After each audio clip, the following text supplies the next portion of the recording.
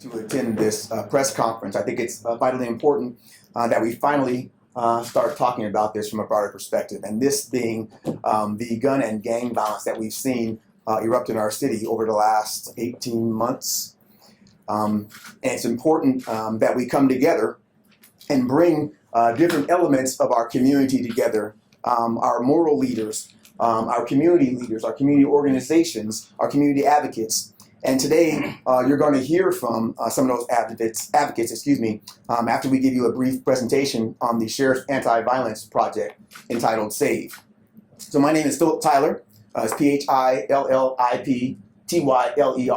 I am the former Spokane Branch NAACP president, and I am a current member of the steering committee of Safer Communities Partnership. With me today, we're going to hear from Charles Williams, who is our Youth Gang Intervention Project Coordinator with Safe Communities Partnership. We're going to hear from Brother Shawn Lopez, Milestone Ministries, Milestone Squadcast, and community advocate, and William Davis, a gang intervention specialist with experience in youth gang and youth gun violence. And hopefully we'll also get to hear from Pastor James Watkins, the pastor of New Hope Baptist Church. He's running a little bit behind schedule, but that's the format of our conversation today. So I'm going to turn it over to our sheriff to introduce the Sheriff's Anti-Violence effort, and then I'll come back up and we'll have some conversation with our community advocates. Sheriff? As you know, in March of this year, Chief Lionel and I stepped in front of the cameras and talked about the gang violence that we were starting to see. Since that time, we have lost 3 more young men and young juveniles, ages ranging from 15 to 25, which just happens to be the age range of most of the violence and most of the victims of that violence within the United States itself. We started talking after that press conference and reaching out to members of our community and asking, how do we fix this? How do we get this to stop? During that time, we came up with the Sheriff's Anti-Violence effort, SAVE, which is designed to deal with the problem. We have an increase in our youth violence. Much of that violence is driven by gang activity. So you can see the youth and gang homicides, juvenile assaults. You see all kinds of things on social media right now related to that. And quite frankly, easy money. I don't know if it's really so much easy money though, folks, when you're dying to make it. That's the myth of this type of lifestyle. There's only really 2 outcomes of it: prison and or death. We're seeing a lot of drugs, a lot of guns, and vape pens sold in our community. That is generating a lot of this violence. We modeled this after the ceasefire model. It's been successfully done in Boston and several other areas around the United States, with our goal of stemming this type of violence. We have talked with a lot of these key elements and brought them to the table as of right now. The community element and the community involvement is key to solving this issue. Our goals: define, plan, and build support for this effort.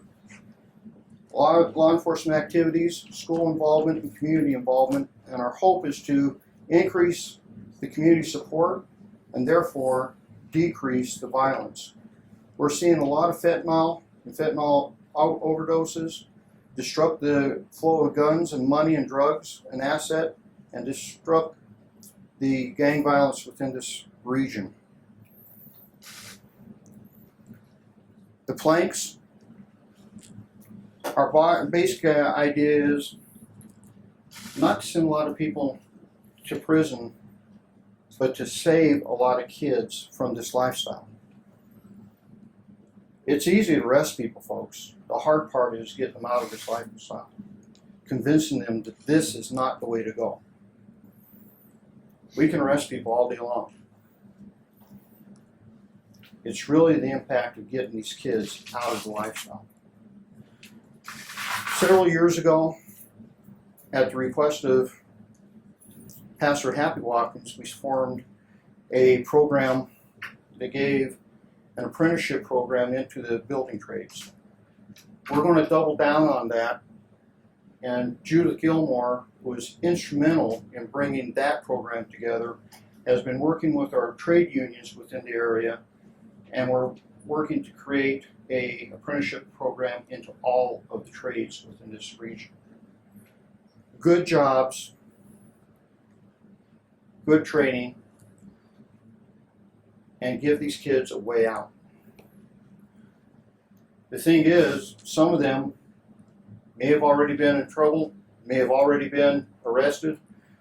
We have talked with the courts, we've talked with the prosecutors, and we're willing to work with these kids, and as long as they stop the style, stop being involved in this effort, the gang effort, we'll work with them to get them into these programs and out of the system. If they want to continue with the gang style, well, then we will bring charges. And we will arrest them, and we will put them in prison. That's not our goal, though. Our goal is to break that cycle. And this is key to breaking the cycles, quite frankly, folks, is the community. We can only do so much as government. It's going to take the mentorship of the community to help us get those kids into these programs, into the apprenticeships, and make sure that they are there on time, mentor them in a lot of different life skills, and help them break the cycle. So, Phil, that is, in a nutshell, the philosophy behind it. But this is one of the big reasons. This issue is starting to get younger and younger. And if I can get this to play.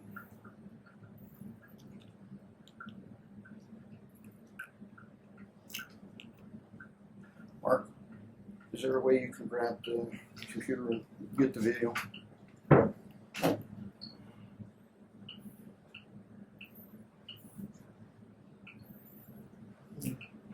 This was filmed while undercover officers were working on a totally different issue, and they caught this by happenstance.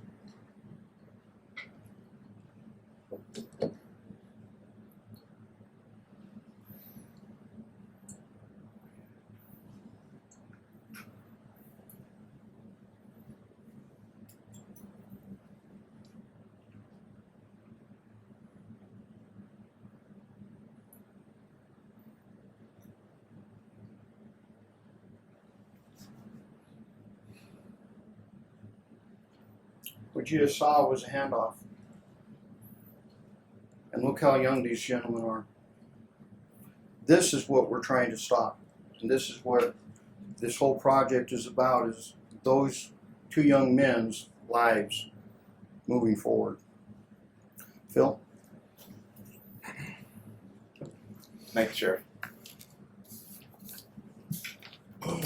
So I want to introduce one more member of our group that really started us along this path back in January, and that's Latrice Williams here, and you'll hear from Latrice coming up here shortly. But if truly, if not for Latrice addressing this problem and calling us to action, to take action, we wouldn't be standing for you today. So I appreciate you, Latrice, and bless you for being here today. But it's time, Spokane, to save our youth. And I use SAVE as the word and the acronym for the program. Not only our youth, but our neighbors in our neighborhoods. And that time is now. So today we brought together our leaders, moral leaders, community leaders, our law enforcement partners to address this ongoing violence. Gang and gun violence has been happening in our city too long. What we won't do here today, and even in questions for follow-up, is talk about House Bill 1310 or House Bill 1054. The only numbers that we're concerned about here at this group is 9832. And if you don't know what that RCW is, that's homicide. And the lives that are being lost, particularly these young black lives that are being lost. We're also concerned with the number of 541,188. Make that 187 now, after Saturday's shooting downtown. These are the numbers that we're concerned with. The lives of our brothers and sisters. And this is not about performative activism. This is not about clickbait headlines. That's not the point. In fact, it misses the point. The point is that we must do what's right. And what's right is fighting for our youth, standing up for our youth. It's the preventative measures on the front end, the investment in these young men and women, the exit points along the way, as the sheriff detailed, and no more failing our youth. You know, one week it's East Sprague, the next week it's West Sprague. Previously it was in the Valley. Then on East 5th. This is affecting all of us and our entire city. This is devastating mothers and fathers, sons and daughters, aunts and uncles, grandparents, friends, and neighbors. This is impacting businesses downtown. This is impacting our entire community. You know, while some will sit and shout about police killing other young people of color in other cities, we are witnessing young black men dying in the streets of Spokane, and we're turning a blind eye. But no more. When we ignore our own pain, the pain only gets worse. So we're stopping that today. We're no longer ignoring it. We owe it to the families that have lost. We owe it to each other. We owe it to those that are grieving today from their losses. They want answers. They want support. And by starting this Project Save, we're going to be offering that support. We keep hearing the narrative that the impacted people in our community, well, damn it, excuse my language, black young men are being impacted. Men that look like me and my friends sitting here. Their families are being impacted. Their friends, their neighbors are being impacted, yet we remain silent. Some of our titled leaders are using Black Death as a hustle. They're using it as a means to get their ends, or as an agenda item. If black lives truly matter to this community, then let's work together with our law enforcement partners, with our community partners, with our schools, with our neighbors, with our neighborhoods. Let's focus on the support they need before they get to the point where they don't care about one another, where they're internalized anger and or oppression, and they see only one option to resolve conflict at the end of a gun. That's why we're here today. You're going to hear now from my girl, who started us along this path, Latrice Williams, to give a couple comments with regards to this conversation. Latrice? Thanks for the opportunity to be here. I'm here in a couple different capacities. I'm here as a mother. I'm here as a community member. I am here as just a concerned person. And I'm here as a formerly incarcerated individual who used to be one of those kids writing in that video there. So I can reach out to everybody on every level. The reason why we're here is because there were several murders that had happened. And I just reached out on Facebook, just making a comment. I didn't expect anybody to respond to me because everybody was in an uproar about all this racism stuff that was over here and who's doing this over here politically. I'm not here in a political forum. I'm here because I feel like those were distractions, and that's the word for the month. It's a distraction. We are losing our children. We're losing our children, just in case you didn't hear that. I have a 21-year-old son, I have a 17-year-old son, I have an 11-year-old son, and a 5-year-old son. We are losing our children. I'm not here to politically put anybody on a pedestal, and I want to get that message out very clear. I'm not here for that agenda. We're here to save lives. And so what it was a call to action. We started meeting. We came together, we started talking about the important things to us and how we could make changes. We talked about some statistics, and quite frankly, I want to be very clear that a lot of those things were just distractions, because the real point is a call to action. What are we going to do?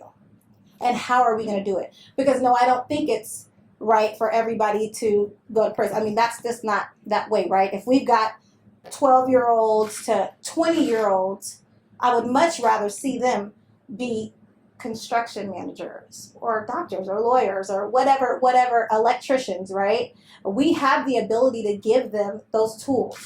And so that's the reason why I came, and we're meeting with Sheriff and the Chief and these other folks here today in the community, because I want to be that person that they can come to. I'm not here to have nobody go to jail. I'm not here for, all the other extra stuff that goes with it. I'm just here to save lives. And I just want to change lives one life at a time. Change the world one life at a time. And we got to start with our youth, because we're losing them. Thank you.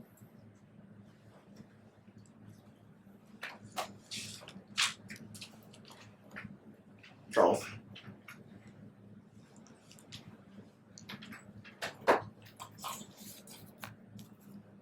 My name is Charles Williams, and I work for New ESD 101 as a Youth Gang Intervention Program Coordinator. Unfortunately, we are talking to you because of some tragic incidents that occurred with our youth this past year and weekend. At these times, we have to come together as a united community to help our future, which is none other than our youth. By coming together, we have to ask and collaborate to bring supportable programming to ensure that our youth have the best opportunities for them to succeed and excel for all their future endeavors. Now, granted, not all programs work for every student. That is why, by working together, we have to learn about the different programs that are out there that best assist our youth. The program that myself and my colleague offer is called the Safe Community Partnership Program. Both Kaylin Robertson and I help provide educational and career development opportunities for youth who are dropping out of school or no longer attending traditional school, to give them the opportunity to obtain their GED by partnering with Open Doors. As they work on their GED, we help them with goal setting to guide them to furthering themselves through career development, college, trade school, etc., as a means to get them to where they need to be. We provide wraparound supportive services to allow these young people every opportunity to grow and become successful members of their community. Safe Community Partnership Program also aims to provide job training opportunities in the form of job shadowing to prepare youth for their specific job careers they are interested in. At the same time, as we are providing these services, I mentioned, we are also providing a safe environment for our youth. In this space, we will have open gym time, recreation activities, and a place where they could go and get help with their schoolwork. Although we are a new program, we wish to help all programs that serve our youth become successful, because at the end of the day, it's not about us. It's about our future, which is our youth. Thank you.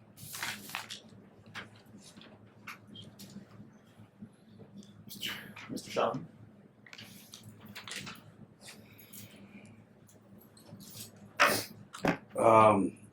Thank you, Phil, for having me, Sheriff Ozzie. My name is Shawn Lopez. I'm a Pacific Islander based out of Tacoma. That video that you watched, I saw myself and my friends in that very video. I grew up gangbanging, selling dope from the age of 14. It became the rest of my life for the next 20 to 25 years. And when I decided to change, that enough was enough, it was hard. So hard that I ruined my own marriage. I didn't know how to cope with life. I haven't seen my son in almost 2 years. I became a violent man who puts his hands on his wife. And that's not okay. I want to share something with Spokane. You don't understand the problem that you're dealing with. This problem didn't just happen in the last couple of years. This started 10, 15, 20 years ago. So if you don't like what you're seeing with the gang violence, the drugs, the homelessness, domestic violence rates, human trafficking rates, if you don't like that right now, if you continue to turn a blind eye, 10, 20 years from now, it's going to be completely out of control. When is enough enough? I want to ask the politicians, the church leaders, the pastors, when is enough enough? If you call yourself serving the community and the people, how is it that kids killing kids is not a crisis? I'm a believer in Jesus, and I'm out for salvation of souls, and I can't just look at these kids killing each other knowing what I did to contribute to this in our society and not try to do something about it. My heart breaks for these kids. What are they living through that makes them go out there and do what they did, or what they are doing, what they are planning to do? How is it that kids are plotting and putting contracts on other kids and they're carrying it out? In the meantime, they're selling women, they're selling drugs, they're selling guns, and this isn't a problem. And we're worried about climate control. We're worried about property violations. We're going to lose. We are going to become as ugly as the other cities that we look up to if we do not come together. I don't care about political background. I don't care what party you're from. I don't care what denomination, what church you're from, what your theology is, what your doctrine. None of that matters. Satan is out here destroying another generation right before our eyes, and we're not doing anything about it. And if we lose one generation off top, automatically we're going to lose the next two. So my generation was lost 2 generations ago. When are we going to come together? I don't care what the differences are. Because Satan is banking on those differences to continue having his way with our kids. And if we're going to have any chance, we can continue to try to do this on our own, but we have too much pride amongst ourselves. We have too much animosity amongst ourselves. We need Jesus Christ. There's no other way. We're going to lose these. We're already losing them. We're already losing them. I really don't know what else to say, man. Like, I know what's happening out here. We know what's happening out here. Right now, as I'm up here, another kid is making a diss rap song, plotting to kill another kid. Right now, some dude is sitting there saying to himself, if she says something else to me, I'm going to hit her. Right now, somebody else is plotting to buy another kid, another child. This is happening. And if we can't come together, then what are we calling ourselves here? What are we doing? I came to Spokane to change my life so that I could be in my son's life. And then I come here and I see the same thing happening here. It's not right, man. It's not right. And we can do this. Because Spokane also saved my life, changed my life.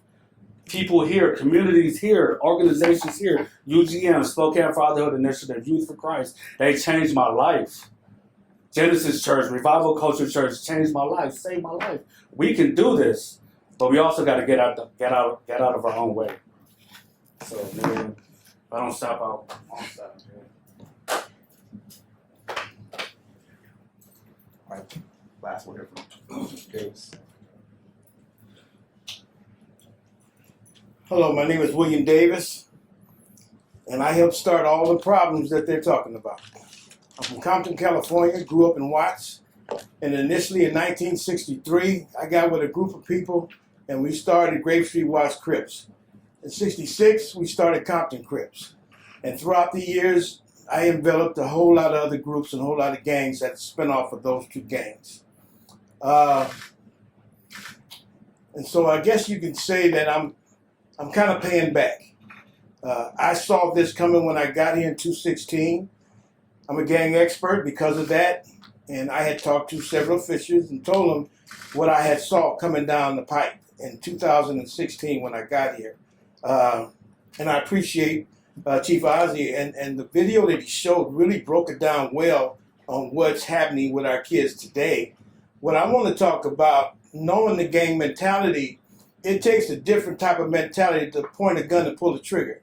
I know that because I incorporated it. I taught other people how to do that because I saw something in this kid. This kid over here would hold. This kid would transport. This kid would pull the trigger. I could see that. I was the manager of these type of things. So when I got here and I saw this, I was telling my brother who works here. I had talked to Chief Milo about it and even Chief Ozzy about it maybe a couple of years ago. And I know how hard they try to put things together. But this is not something that just comes about. You know, there's a certain type of mentality and a less than feeling that brings our kids from your nice little boy, you know what I mean, to a shooter. You know, nobody actually raises a shooter. They grow into being shooters.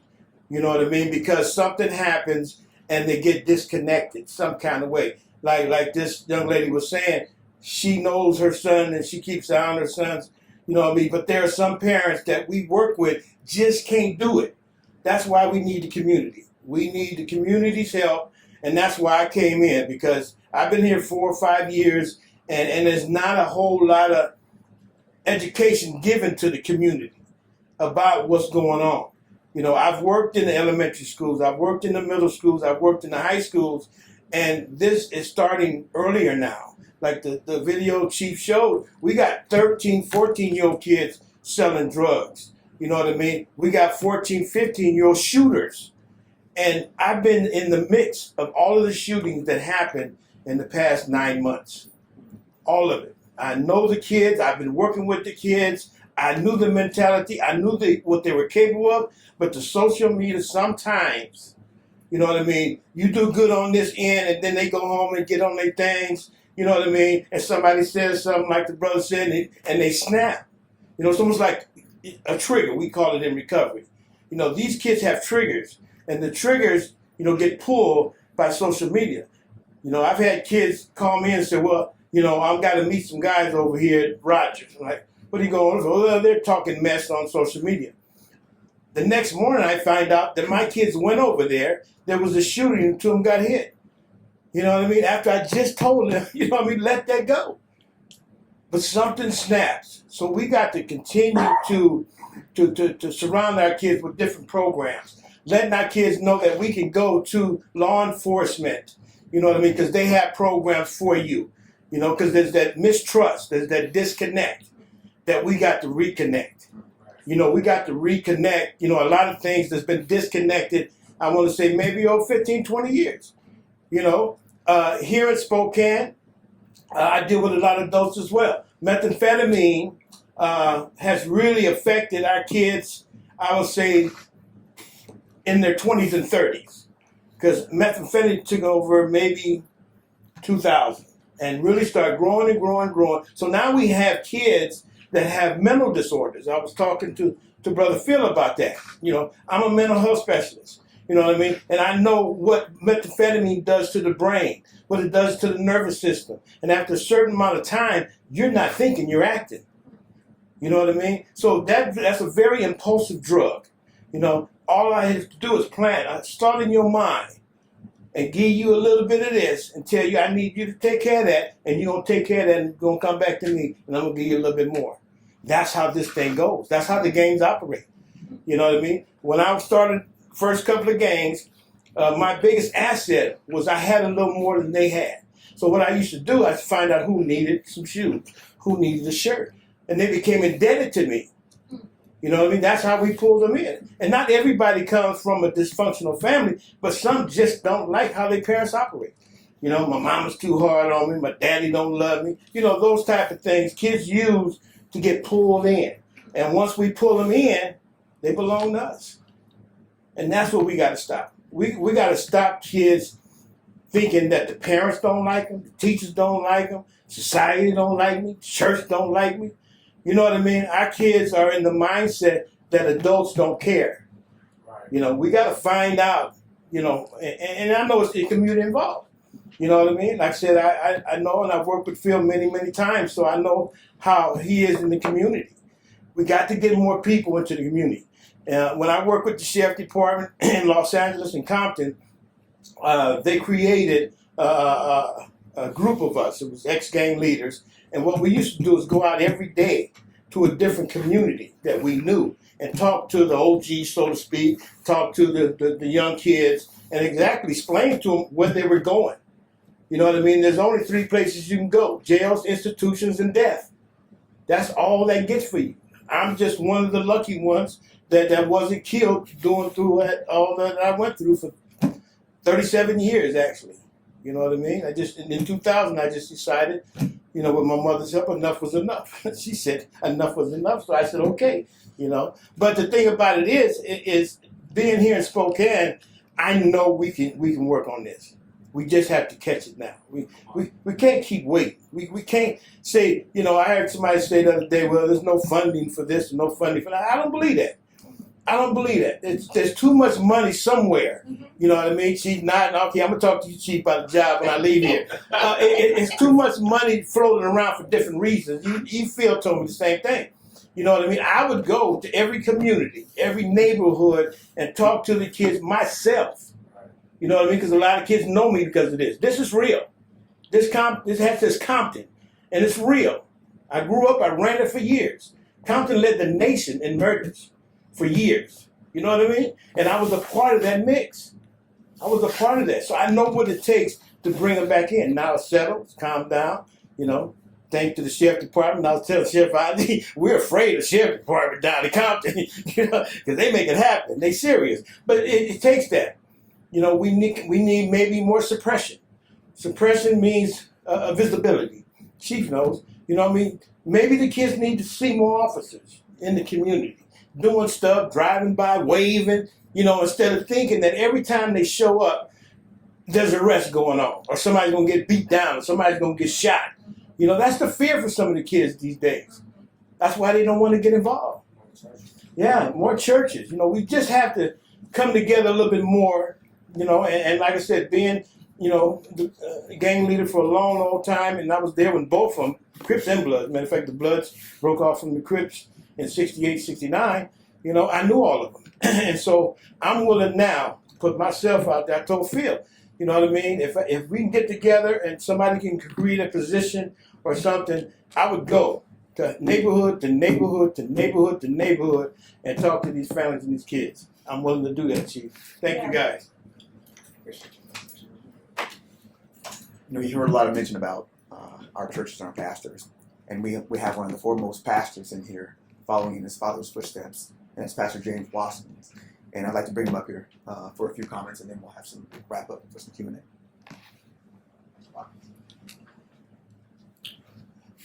Hello, everybody. Pastor Watkins. I'm going to be very brief. I'm a lifelong resident of Spokane. I was here in the late 80s when gangs first started moving in. I've worked at the community centers with our youth. I've worked for 25 years in the field of corrections. I'm also a pastor in the city. And I see a growing problem, but I don't see a growing response. And I don't feel that we have the urgency that's needed to address the problem. And so my appeal would be for those who have nephews and nieces, maybe not children are grown and out of the city, but those who have people who have been affected by gun violence and violence, period, that we would begin to come together. We have a fractured community. And first of all, let's address the faith community. I'm asking the faith community to come together in a more significant way than we ever have.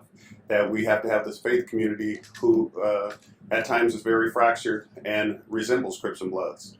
And so we have to make sure that we hold ourselves accountable as a pastor and as the churches to come together to address this situation and address this situation aggressively with urgency in this matter. We're losing lives. Me and Phil, before I went on vacation, I was gone a week, and in that week we had 2 shootings, 2 murders. Is that correct? You know, and so it's not something that we can sit idly by and wait for the next murder until it comes to our own home or our own porch. And we want to make sure that those of you who have children in this community, all of our children are in danger. It's not just the ones who are involved in drugs and gangs and all that kind of stuff. You can be at the wrong time, wrong place. and you're going to get a report and your kid may not come home. So it's just that urgent that I think that we have to come together as a faith community and become leaders in the community to address this situation and bring on all the resources needed. I agree that I believe that there's money and resources for every program that we need to combat this situation. We want to give our kids the most options. We want to give our kids chances. We have those who have never been in trouble to those who are coming out of trouble, and we need to be able to address them on every level. We have to meet them where they're at. And when we begin to do that, I believe that this city is going to change. And I think, and I believe this, I believe that this city can be the leader in the nation for how to address problems like this. Yes, sir. And so I have a belief system that doesn't allow me to dwell on the negative, but that we can begin to work on the positive. And I believe when we do that and we come together as a group, that we can address all the issues that are facing us today. And I think it's important, and I think it's urgent, and I think that if we don't address it, then we're part of the problem. Amen. Thank you. Thank you, guys. Sure. Thank you for being here. I'm going to reiterate a couple of things that has been said. This is about kids. Yes, sir. Period. We have young people dying on a frightening rate. This is about kids. Period. 2013, the youth of this community reached out to their pastors and said, help. We're tired of watching our friends and our family die. That was 2013. We're approaching a decade away from that. We failed those kids in 2013. I have no intention of failing those kids in 2021. We have to do something or we lose another generation. For me, it's all about the next generation. I do a lot of the things I get involved in because I know if I can save a parent, I can save a kid. If I can save a parent, I can save a kid. Well, right now, we have to work both ends of that problem, parents and kids, to save the next young person from dying.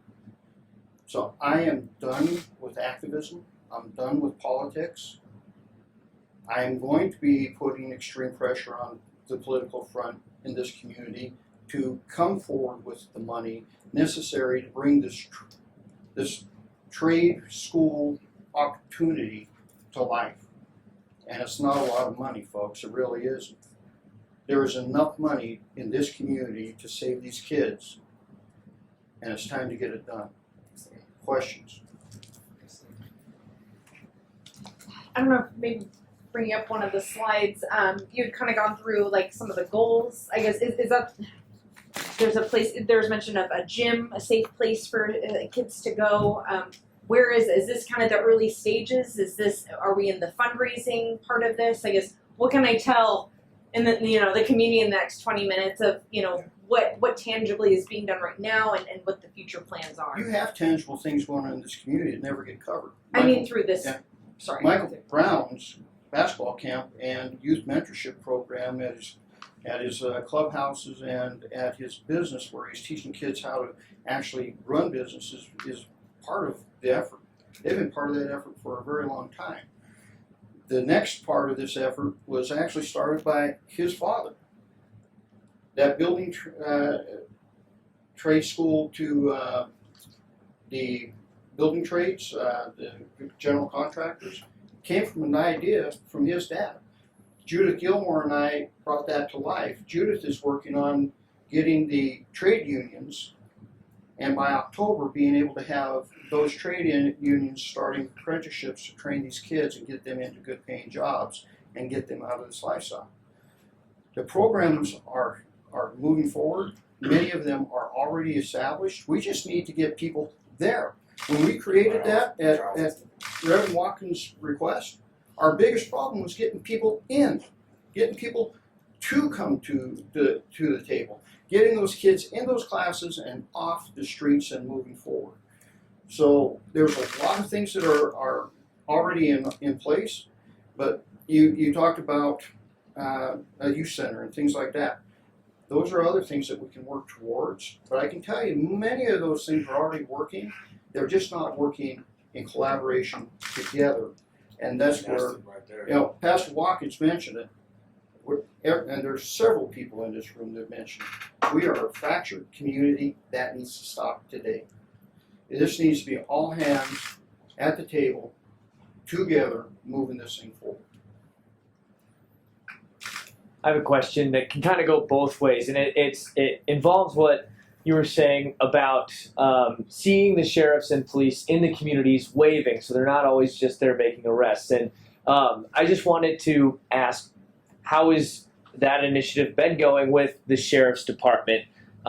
Staff-wise, I know you guys have been looking for more deputies and whatnot. So, and there's so much crime that you need to cover. So, physically and tangibly, how has that been a challenge, and how has that been overcome? And from your perspective, how has it been as well?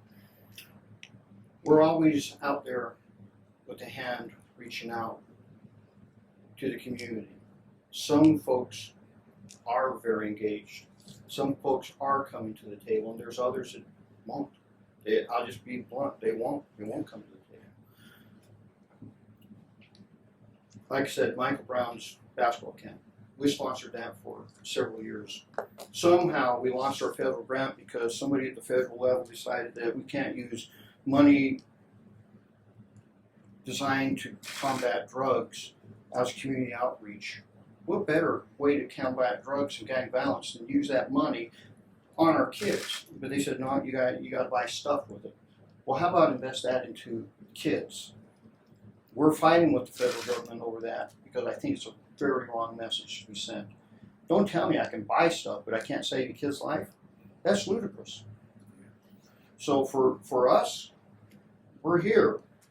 We continue to move forward, but there is a mistrust, and we need to break that. Can I answer the other side of that in a parental capacity? So when I'm watching national news or even Spokane news, local news, and I'm seeing people being murdered or shot, sometimes by the hand of police officers, a lot of the times been by the hand of police officers, not saying anything against your units, but I think that as a parent, when I think of my 17-year-old who is much taller than me, much thicker than me, when I think about him even walking down the street, there is a stigma there already that I need to protect my son. It's not safe. And so that's what really drew us here today. I wasn't able to say that, but now that I've been meeting with them and have gotten their side to the story and have, my kids are involved at the East Central Community Center. They do a lot with PALS. I don't know if that's you guys know about that, Yeah. But PALS is with the police officers, and they get to communicate with them and kind of be mentored by the police officers. So instead of me worrying about him walking down the street and whether or not they're going to just automatically use excessive force on him just because of the way he looks, I have the inside scoop now. Like, well, wait a minute, maybe I was seeing it a different way. That doesn't mean that every single officer is going to be that way, though, or has released theirs. So some people on both sides are not meeting at the table. But as a parent, I can say that I now feel a little bit more comfortable with them being out because of those programs like PALS that are out there. And that's, again, a program where the police officers meet with the kids and they do activities with them. I'm not too concerned about the police officers and the adults because we have bad blood. We got bad blood. But I think that seeing my children and how lenient they can be with them and how they can lean into the officers and have communications, have conversations with them, that makes me feel more comfortable. So I would say it's on both sides. I think it's a wonderful question, and I think to go back to your question, I think what you're saying is there was a moment in time where the sheriff and the chief, we're coming up on Unity in the Community, our annual event. The Unity in the Community, our chief and sheriff are always at these events. They've attended NAACP functions. They've attended community events in the city. There was this seminal moment that happened in our nation, right? Our racial reckoning, our George Floyd moment that fractured what Latrice is talking about, relationships with our law enforcers and our community. And since that seminal moment, and we're not saying that wasn't impactful to all of us, because it was. Yet we should have fell back on our relationships that we have seen develop in this community, that we have seen them showing up for us and with us at these community events. What we're looking for is to get back to that. Not to dismiss those things that are hurtful that we witnessed and seen, but we're getting back to the relationships that were born out of many community meetings and partnerships back 3 years ago that somehow fractured after that seminal moment. And we need to get back together to that place of relationship. Then we can have those feelings of partnership and collaboration that we're speaking of. Wonderful question, by the way. Can I say something real quick? Being new to Spokane, I'm seeing a lot of brokenness. Our community here is broken. Relationships have been broken. Trust has been broken. So what we're actually talking about is repairing relationships, rebuilding trust, and asking people to focus on our commonalities, not our differences. We can deal with the differences later. Right now, we're losing a generation of kids. So what do we focus on, and how do we rebuild community through relationships and trust? There's trust broken between law enforcement and the community, vice versa, between politicians and the community, vice versa, and even with churches. There's broken relationships all across the board, and we need to learn how to rebuild trust and even address what we need to, but put that stuff to the side so that we can focus on our commonalities. Is it okay to lose lives? Is it okay to send a message to our younger generation that we don't care, that the law enforcement don't care, that their parents don't care, that churches don't care, politicians, that nobody loves them? All right? You don't feel love, you have no value for life. It's no problem to take another life, and it's no problem to lose your life for the gang that the only love you get, even if it's distorted and it's violent. But let's be clear about this. We're not up here to speak about the gang culture. And when we do speak about gang culture, don't get it misconstrued. We're not talking about black people. We're talking about behavior, Right. gang behavior. Right. That's white folks, that's Native American folks, that's black folks. We're talking about gang behavior. Please don't get it misconstrued. When we say gang activity or gun violence, it means black people. It simply does not mean that. We're not up here to represent any hood except sisterhood, motherhood, brotherhood, fatherhood, our neighborhoods, and we need all of our community to come together to resolve this. The message of this group is likely going to resonate with a lot of families. What can we tell those families, those parents, how they can get involved if they want to be a part of SAVE? What's something they can do now? 323-338-9801, William Davis. Right. Yeah, that's what you can do. Yes. 509-558-1496. I said earlier, it's All on about social going into media. the community. They can reach out to Yeah. our I can Safe go places Communities you can't partners. go, Okay. sheriff can't go. Yes, that. They can Thank reach you. out to our sheriff's office. They can come to our pastor. He's always available for that conversation. And we love it to start on that granular level, right? That community relationship level. That's how things really change in our community. I just like to say one thing. When we were talking about healing communities, and we have to come to the table and be prepared to have a difficult conversation Right. of where and that's across the board. That's from every aspect, every different group that we're going to talk about. We have to come prepared to have your feelings hurt, to have difficult conversation about our conduct, my conduct as a pastor, the faith community, the policing. Those of minority communities and our attitudes that have separated. We got to come together, prepared to have a difficult conversation, but be prepared not to leave the table until something's worked out that's going to benefit our kids. And until we do that, if you get up and leave the table, all you're doing is preparing for the next kid to die. And so it's that significant, and it's that significant, and that urgent that we have to be prepared, and we got to be able to prepare to come in with your emotion, with your frustration, with your anger, but all in mind to get the job done. We gotta begin to put results together that saves lives. Period. And it's not about nobody's ego. It's not about anybody's stance on whatever politics or whatever. It's truly saving lives of our children. And if you can't get behind that, there's something wrong with you. Sure, say that. Jesus. I just want to make sure I explain this correctly. Could you explain precisely what is SAVE, what about it that doesn't already exist is being created now, and specifically for Ozzy, what is SAVE in terms of what is your department not doing already that you're going to start doing because you're introducing SAVE? We arrest a lot of people. All right? Arrest is not going to get us out of this problem. SAVE is modeled off of programs that have worked across the nation for the last 20 years, combating exactly what we're talking about. We've already talked with the judges, prosecutors, going, we find a youth that's in trouble. Rather than trying to do anything else with him, what we're going to do, or her, we're going to get them into some intense wraparound community counseling and into a way out. There's only one way out, folks, and if you've solved these three problems in a society, you stop having major problems. Education, jobs, and housing. Okay? Those are it. SAVE is about helping these kids realize that if you spend the time, if you go through these programs and you drop the lifestyle, you can have all three of these things. But if we can get them there, we break that cycle.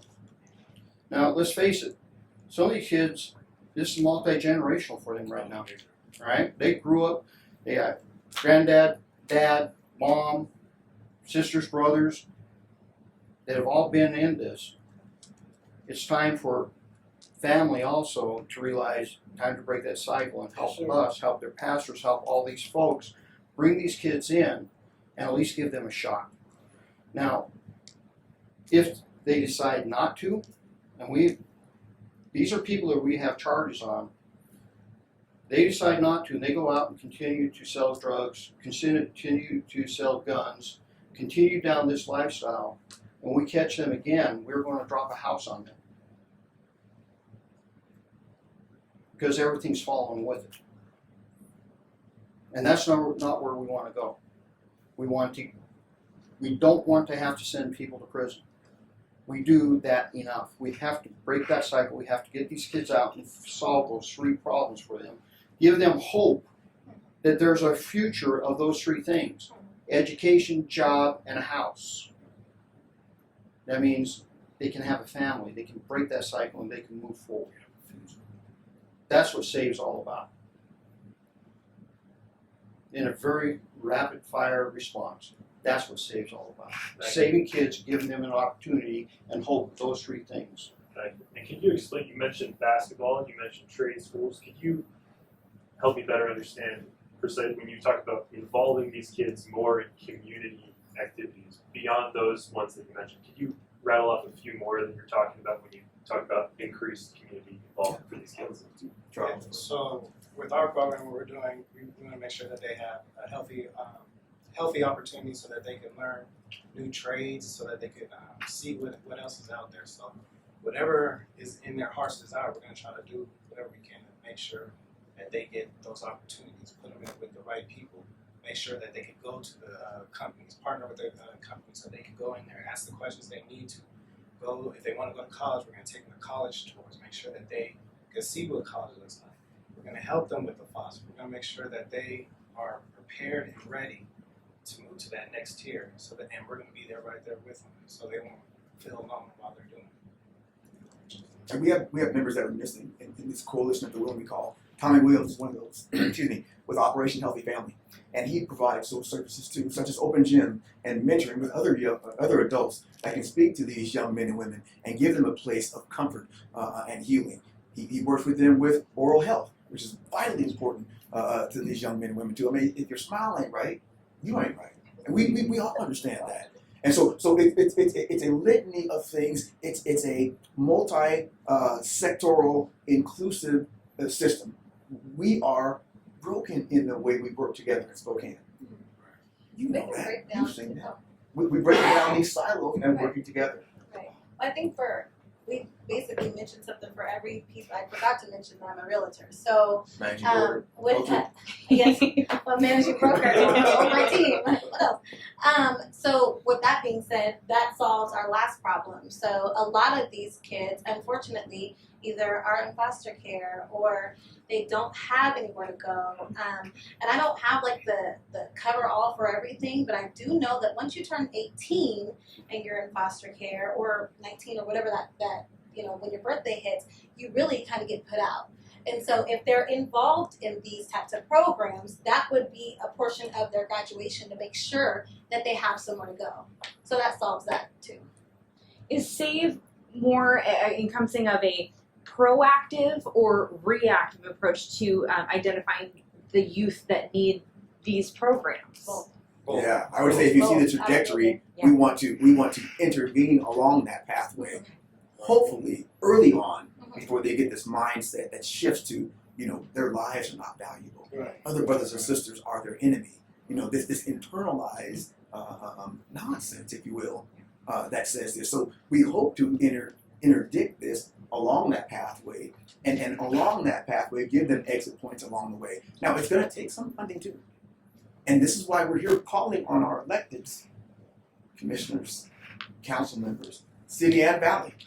The city's getting $80 million in the ARP funds, I think that number is, right? And some of that money can be earmarked for public health crisis.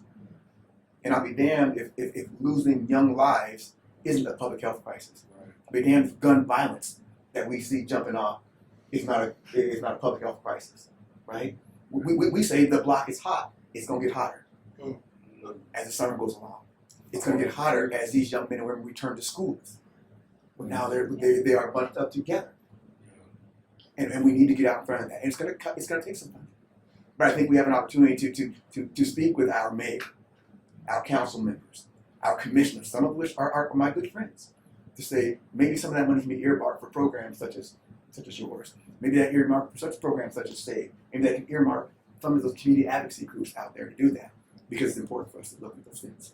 That's why we need a community, so it can be proactive and what's the other word? Reactive. Yes. Reactive. Right? Can you give examples of proactive avenues and reactive avenues for identifying getting these kids into this program? Sure, Is it something like proactive Spokane Public would be community members. Okay. That when they know things are going on in their neighborhood, they're reaching out to a trusted adult. Maybe it is an officer, maybe it's a deputy, maybe it's Latrice, maybe it's the pastor, and then they can collect that information and share that information to those that can interdict. Perhaps that's Charles, perhaps that's Caitlin, perhaps that's William, perhaps it's just a phone call to their pastor. Right. I think William just said earlier too that he deals with a lot of kids, or is working with a lot of kids that sometimes their parents just can't be there, right? So if I know that my son is out of control or my daughter is out of control, which I'm sure I was that way when I was a kid, right? Or my mom, I'm sure she had to call on somebody. So if as a parent, if I know that my child is out of control, then I can reach out and, that would be the proactive. Because we certainly want to catch them before they go to prison or before they, commit an armed Before they robbery, start something that busting. they can't get out of, right? But then obviously reactive is they've already caught the charge and it turns into more of a diversion type thing. Sure. But we definitely want to start in the community. We definitely want it to be like, okay, I have this person and I need their help. I need your help with that. That's great. That's great. Thank I you. have a special connection with a lot of the kids in the community that I've worked with over the past 4 years. The parents, come from Los Angeles, Compton, whatnot, and they got involved in the gangs. So on the last shooting, which was Cash Money up at the Northtown Mall, I got out there because he was one of my kids when I first got here, and then his brother had already been gunned down in that October. And I got out there, and I got to talking to him. I got to tell him, this has got to stop. This has got to stop, period. And the rest, that's what they were worried about. All the rest were made. So that's kind of like prevention for me, because I know if those arrests had not been made, there'd have been more shootings. So I went out there and I asked these guys, put the guns down, put them away, because they were looking for a couple more kids who are not in Spokane anymore. I found that out, but we have kids, that will listen, to me in certain situations. And right now, our gangs are suppressed to a certain extent. They're not looking for anybody. They're not doing any shooting. The shooting the other night was not gang related. I know a lot of the particulars about that particular shooting, but what I'm saying is prevention for me. If I hear something's going on or something happens, I can go to certain gang members and say, hey, what's going on? What's going on? No, we're not having that. We're not doing this, that, and the other. And they listen to me. And that helps, save some problems down the line. I'm trying to prevent. Any other questions? We can't let fear paralyze us from wanting to get involved. There's something that all of us can do. Even people in the church, there's also a major lack of love in these communities, in these kids' lives. There's something for all of us to do. We cannot allow fear to keep us going out. If somebody came to your house and your family is threatened, are you going to let fear stop you from saving and protecting them? No. Thank you. I know it was pushing up and beyond some of your timelines, but I appreciate that you came out to hear from a great bunch of folks that are dedicated to helping protect and save our kids. Thank you.